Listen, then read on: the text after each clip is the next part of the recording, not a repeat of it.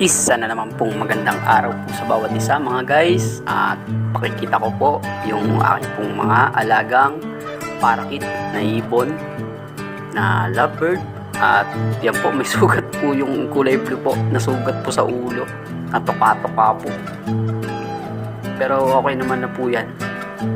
Ginamot ko na po yan, ayos na po yan guys. At guys, suporta lang po kayo. Salamat po sa mga patuloy ng mga sumusuporta, nanonood lagi ng aking mga video.